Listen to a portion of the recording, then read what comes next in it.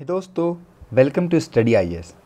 और आज की वीडियो में हम लोग डिस्कस करने वाले हैं कि जो एयर इंडिया की डील हुई है हमारी गवर्नमेंट और टाटा ग्रुप के बीच में, तो उसके क्या महत्व हैं, किस तरीके से ये इंपॉर्टेंट होने वाली है गवर्नमेंट के लिए, टाटा के लिए, और ये जो डील थी ये अगर होनी थी तो ये पहले क्यों नहीं हुई, इन सभी के बारे में हम लोग अच्छे से आज की वीडियो में डिस्कस करने वाले हैं। तो वीडियो को ज़रूर पूरा देखिएगा जिससे कि आपको अंडरस्टैंडिंग हो सके, क्योंकि ये काफ़ी इंपॉर्टेंट रहने वाला है। मैं बता दूं आपको यहाँ पे एक इंटरेस्टिंग फैक्ट ये भी है कि जो एयर इंडिया है ये पहले टाटा ग्रुप के अंदर आती थी, पर इसे बाद में आप कह सकते हैं गवर्नमेंट ने एक्वायर कर लिया था। उसके बाद अब दोबारा से ये टाटा के अंडर में आ रही है, तो ये काफ़ी इंपॉर्टेंट बात हो जाती है यहाँ पे। तो ये भी एक इंटरेस्टिंग बात थी, इसलिए मैंने सोचा आपको बतानी चाहिए। अब बढ़ते हैं अपनी वीडियो की तरफ और इसके बारे में सब कुछ इन डिटेल पढ़ते हैं, अच्छे से एक्सप्लेन करने की कोशिश करूँगा। लेकिन अगर तभी आपके डाउट रह जाते हैं तो कमेंट सेक्शन आप सभी के लिए कमेंट कीजिए और अपने डाउट पूछ सकते हैं आप लोग। ओके, अब बढ़ते हैं वीडियो की तरफ। लेकिन उससे पहले आप सभी के लिए यहाँ पे एक इंपॉर्टेंट न्यूज़ जो कि अनअकैडमी की तरफ से आ रही है। यहाँ पे जागृति अवस्थी जी की एयर 2 रैंक आई है और उन्होंने अनअकैडमी से अपनी प्रिपरेशन करी थी। टॉप 20 के अंदर 7 ऐसे रैंक आ रहे हैं, टॉप 50 के अंदर 15 हैं और 170 से ज़्यादा बच्चों ने इस एग्ज़ाम को क्रैक करा है। ओके, तो दोस्तों अगर आप भी चाहते हैं इस एग्ज़ाम को क्रैक करना तो 13 अक्टूबर से नए बैचेस स्टार्ट हो रहे हैं यूपीएससी सीएससी के अपकमिंग ईयर्स के लिए। जाइए और एनरोल कीजिए खुद को। यहाँ पे आपको इंडिया के टॉप एजुकेटर पढ़ाएंगे और अक्टूबर 17 को यहाँ पे यूपीएससी सीएससी कॉम्बैक्ट होने वाला है, वहाँ पे आप एनरोल कर सकते हैं। स्टडी आईएएस इनवाइट कोड भी यूज़ कर सकते हैं। ओके दोस्तों, तो अगर आपको यहाँ पे एडिशनल 10% का डिस्काउंट चाहिए तो आप यहाँ पे यूज़ कर सकते हैं स्टडी आईएएस कोड को भी। ओके, तो जाइए और एनरोल कीजिए जैसे भी आपको सही लगता है। अब बढ़ते हैं वीडियो की तरफ और देखते हैं इस डील के बारे में, आखिर ये डील क्या है और क्या नहीं है।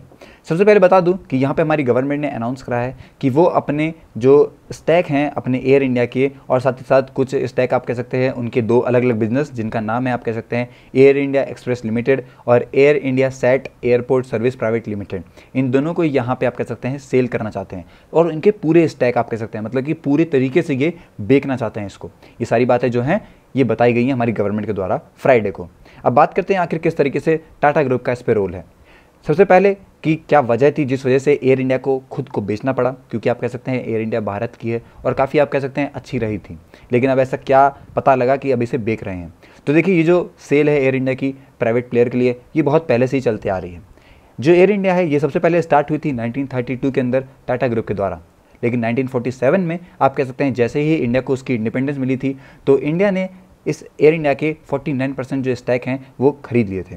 और उसके बाद यहाँ पे 1953 के अंदर जो पूरे ही बचे हुए स्टैक थे इसके 51% ये पूरी तरीके से गवर्नमेंट ने खरीद लिए थे। और इसके बाद क्या हुआ कि एयर इंडिया जो है वो हमारी नेशनलाइज्ड हो गई थी।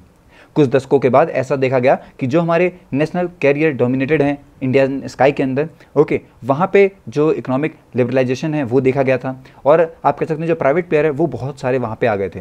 मतलब कि आप कह सकते हैं कुछ दशकों बाद यहाँ पे बहुत सारे आप कह सकते हैं यहाँ पे जो इस तरीके से जो फ्लाइट ग्रुप हैं ये सब देखने को मिल गए थे। ओके, लेकिन गवर्नमेंट जो है एयर इंडिया को चलाते जा रही थी, एयरलाइन को चलाते जा रही थी। उन्होंने कभी इस तरीके से वो नहीं करा कि खुद को रोक दिया, ये चलते गए, क्योंकि इनका मेन मोटो ये था कि ये गवर्नमेंट की खुद की है तो इसे अच्छा होना चाहिए था और ये आगे लगातार चलाते जा रहे थे। लेकिन दोस्तों 2007 में ऐसा हुआ कि कुछ आप कह सकते हैं यहाँ पे एयर इंडिया की जो फ्लाइट्स थी वो इंटरनेशनल भी हो गई थी और वो आप कह सकते हैं यहाँ पे मर्ज हो गई थी हमारे डोमेस्टिक कैरियर के साथ, इंडियन एयरलाइंस जैसे, और इस वजह से यहाँ पे जो आप कह सकते हैं रिड्यूस देखा गया था। इसके बाद क्या हुआ, काफ़ी सारे आप कह सकते हैं यहाँ पे 2017 के बाद से ही आप मान सकते हैं यहाँ पे कुछ छोटी मोटी यहाँ पे दिक्कतें देखने को मिली थी। 2009 और 2010 के अंदर जो हमारी गवर्नमेंट है आप कह सकते हैं जो हमारी गवर्नमेंट के इनडायरेक्टली टैक्स पेयर हैं वहाँ पे उन्होंने स्पेंड करे थे 1.1 लाख करोड़ रुपए, जो कि आप कह सकते हैं डायरेक्टली भी आप कह सकते हैं हमारे जो लॉसेस हैं वो बढ़ते जा रहे थे, मतलब जो लोन थे वो बढ़ते ही जा रहे थे। अगस्त 2021 में जो एयर इंडिया है वो आप कह सकते हैं जो उसका ओवरऑल डेट था वो 61,562 करोड़ हो गया था। ओके, और इसके साथ साथ ये बता दूं मैं आपको कि जितने दिन आप कह सकते हैं यहाँ पे एयर इंडिया चलती ऑपरेशन में रहती उसे पर डे का यहाँ पे आप कह सकते हैं 20 करोड़ रुपए देने पड़ते और सालाना उसको 7,300 करोड़ देने पड़ते। तो इस वजह से आप कह सकते हैं यहाँ पे जो एयर इंडिया है इसे खुद को बेचना पड़ा। लेकिन अगर ऐसी चीज़ें देखते आ रहे थे, जो चीज़ें थी वहाँ पे वो पहले से गड़बड़ में आ रही थी, तो अब बेचा क्यों नहीं गया, इससे पहले इसे इतने सालों बाद क्यों बेचा गया। सबसे पहले बता दूं मैं कि हमारी गवर्नमेंट जो है उसने जो पहला अटैम्प्ट करा था बेचने का वो 2001 में करा था जब एनडी की गवर्नमेंट थी, और उस टाइम पे आप कह सकते हैं यहाँ पे वो सेल करना चाहते थे 40% स्टैक, लेकिन उस टाइम पे ये फेल हो गए थे। इसके बाद साल साल गुजरते गए और यहाँ पे हमारी जो गवर्नमेंट है उसने धीरे धीरे करके जितने भी आप कह सकते हैं यहाँ पे जो एयरलाइन थी वो प्राइवेटाइज हो गई थी और उसके बाद इनमें और दिक्कतें देखने को मिली। लेकिन जैसे ही 2018 के अंदर जो फर्स्ट टाइम आया नरेंद्र मोदी जी का, उन्होंने ये कहा कि वो आप कह सकते हैं जो गवर्नमेंट है वो इस टाइम पे 76% बेचना चाहती है। ओके, वो भी एक सिंगल रिस्पॉन्स में। लेकिन उस टाइम पे भी चीज़ देखने को मिली और अब आप कह सकते हैं जो लेटेस्ट अटेम्प्ट हुआ था अब 2020 के अंदर जनवरी में ही आप कह सकते हैं जो हमारी एविएशन है उसको बहुत बड़ा आप कह सकते हैं यहाँ पे हिट मिला, क्योंकि पेंडेमिक हो गया था, हर तरीके से ये बंद हो गए थे। तो अब गवर्नमेंट ने बिल्कुल ही फाइनलाइज कर लिया कि अब इसे बेचना है।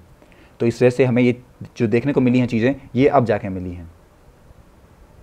अब बात करते हैं कि आखिर किस तरीके से ये जो चीज़ें हैं ये मैनेज होती आई हैं या फिर मैनेज क्यों नहीं हो पाई। तो देखिए, दो मेन हर्डल्स आ रहे थे। सबसे पहला ये था कि जो पार्शियल स्टैक है गवर्नमेंट के पास, उन्हें आप कह सकते हैं यहाँ पे जो उनके शेयर होल्डर हैं, जो ऐसे प्राइवेट प्लेयर हैं जो चाहते हैं मतलब खरीदने के लिए या जो नहीं चाहते हैं, वो काफ़ी ज़्यादा देखने को मिल रहे थे। मतलब कि काफ़ी सारे प्राइवेट प्लेयर्स हैं जो कि इसमें इंटरेस्ट नहीं दिखा रहे थे। तो गवर्नमेंट ऐसे किसी पे थोप तो सकती नहीं थी, जब तक सामने वाला आप कह सकते हैं यहाँ पे खरीदने को तैयार नहीं होगा तो वो नहीं देंगे। तो इस वजह से थोड़ा डिले देखने को मिला। साथ ही साथ जो मेरा आइडिया था यहाँ पे गवर्नमेंट ओनरशिप का, वो ये था कि आप कह सकते हैं वो 24% पे रहे। लेकिन आप कह सकते हैं जितने प्राइवेट फर्म्स थे जो कि आप कह सकते हैं यहाँ पे इसे उड़ाना चाहते थे या फिर खरीदते थे, उन्हें ऑपरेशनल फ्रीडम चाहिए थी और उसके लिए यहाँ पे उन्हें आप कह सकते हैं एयरलाइन के अंदर काफ़ी ज़्यादा लॉस हो सकता था। तो इस वजह से आप कह सकते हैं जितने पुराने अटैम्प्ट्स हुए थे उसमें गवर्नमेंट जो है अब इस लिए कि वो कम परसेंट ना देके पूरी तरीके से मतलब कि 100% जो स्टैक है वो बेचने को तैयार हुई है। एंड सेकेंड रीज़न ये था कि बहुत ज़्यादा यहाँ पे जो है डेट था वो हो गया था, मतलब कि जो लॉस थे वो बहुत ज़्यादा हो चुके थे। तो कोई कंपनी अगर इसको खरीदती है तो उस पर भी ये जो सारे लॉस हैं ये अब ऑटोमेटिकली उस पर आ जाएंगे। तो अगर कोई कंपनी पहले से ही आप कह सकते हैं बन रही है कंपनी या फिर उतनी स्टेबल कंपनी नहीं है, तो वो फालतू में ही कोई जो है उधार क्यों लेगी किसी के लिए। तो ये अप्रोच जो था वो थोड़ा सा ठीक नहीं चल रहा था और इसीलिए जो बिडर थे वो थोड़ा कम दिखा रहे थे, मतलब अपना इंटरेस्ट जो थे वो थोड़ा कम दिखा रहे थे। आखिर इस सेल का सिग्निफिकेंस क्या है? आप जानते हैं, मैंने बता दिया कि सेल करना क्यों जरूरी पड़ गया था या फिर डिले क्यों हो रहा था। लेकिन अब ये देखते हैं कि आखिर ये जो टाटा ग्रुप है इसे खरीदता है तो क्या सिग्निफिकेंस रहते हैं। अगर गवर्नमेंट के पर्सपेक्टिव से बात करें तो दो तरीके से यहाँ पर बताया जाता है।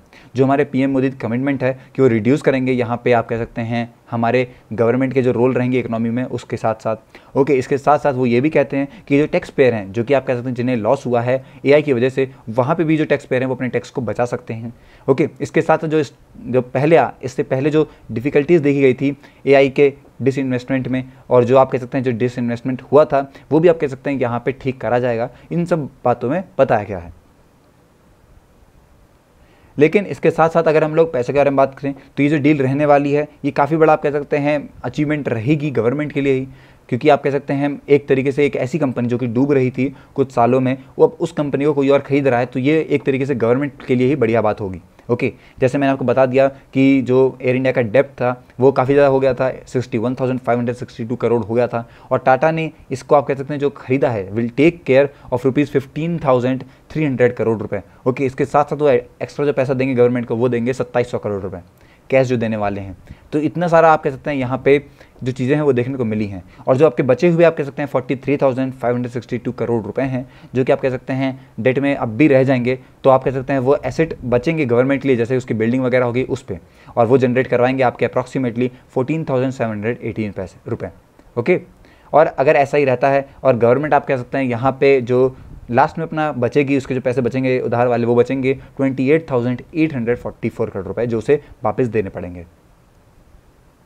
ओके, तो ये सारी बातें अभी आपको समझ में आ गई होंगी। थोड़ा सा यहाँ पे जो चीज़ें थी फाइनेंस में चली गई, कुछ पैसों की बात हुई है, लेकिन इससे आपको कोई लेना देना नहीं, आपको सिर्फ इतनी बातें समझनी है कि आखिर जो ज़रूरत पड़ी थी वो किस लिए पड़ी थी और कितना कह सकते हैं यहाँ पे जो पैसा था वो आप कह सकते हैं उन्हें देना पड़ा था। अब बात करते हैं कि जिस तरीके से जो खरीदने वाला है उसके पर्सपेक्टिव से क्या है। देखिए, काफ़ी सारे जो इमोशनल एस्पेक्ट हैं वो काफ़ी रहने वाले हैं अगर टाटा ग्रुप खरीदता है, क्योंकि पहले उन्हीं की कंपनी थी और अब उन्हें वापस वो मिल रही है, तो ये काफ़ी बड़ी बात होती है हमें। ओके, इसके साथ साथ जो टाटा है उसने ये भी कहा है कि अब इसमें वो काफ़ी ज़्यादा इन्वेस्टमेंट करेगी और गवर्नमेंट के साथ मिलकर यहाँ पर काम भी करेगी। ओके, तो इस तरीके से जो टाटा है वो इसमें थोड़ा सा इंटरेस्ट दिखा रहे हैं। ओके, इस वजह से वो इसे खरीद भी रहे हैं।